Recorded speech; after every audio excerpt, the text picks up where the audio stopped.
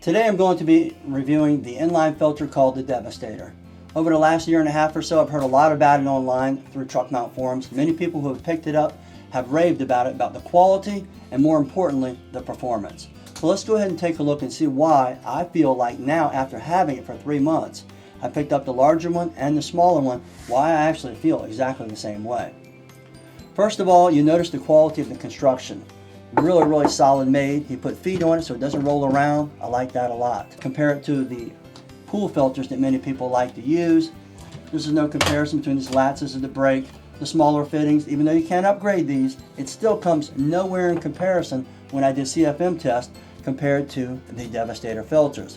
Why? Well, notice what you can do is they took input where you can run 2 ports on the back or the front. I really like that a lot. Or you can run a 2.5-inch port on the front, back, or just one side or the other. Makes a huge difference. Also, the filters are real easy to pull out and clean, and you can pick up from Home Depot a little cloth filter in the paint department just like this, slide in and out. Between jobs, just take it, clean it, and move it right out of the way. I really like that, or clean them all at the end of the day. On top of it, it's real easy to remove the plate. A little pin in here, a little wing nut, just pop it right off.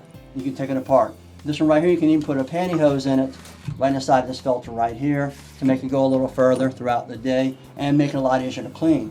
And one other thing I really love about the filter is the fact I never have to go back into my waste tank ever again, because this filter works so well, it screens just about everything out of there. Maybe once a year at the very most, you might need to go inside and rinse it out.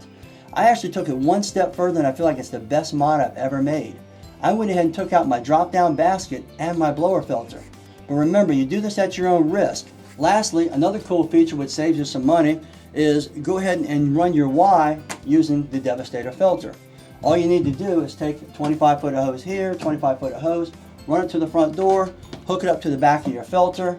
You can hook it up to a 2.5-inch hose if you want to after that, or just a standard 2-inch hose is what I would probably recommend. And you're going to notice your vacuum is going to increase greatly. All right, now notice I've got it hooked up for the forward to the door conversion. What I've done is run 2 25-foot hoses to the back of the Devastator, and I've gone ahead and capped off one side because I'm only going to be single wanding here, hooked up my 2-inch hose. And don't forget you have the optional 2.5-inch hose fitting also. Okay, I've now got my machine running at 3,000 RPMs, and I have my hose capped off on the floor for demonstration purposes. Remember, always hook up your wand, then go start your machine, but for demonstration purposes, and I want you to hear the difference in the volume of sound. I know volume doesn't mean everything, that's why in the forward to door video, like I mentioned, I'm going to go ahead and show you the CFM gauge and the lift gauge. But for right now, let's take a listen.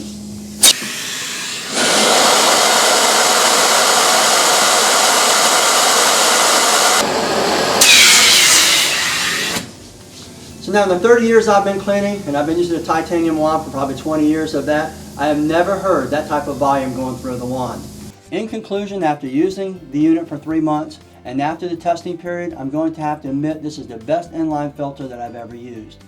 The Devastator, either the larger one or the smaller one, you really can't go wrong when it comes to quality of craftsmanship and also the quality of performance, which is most important to cleaners.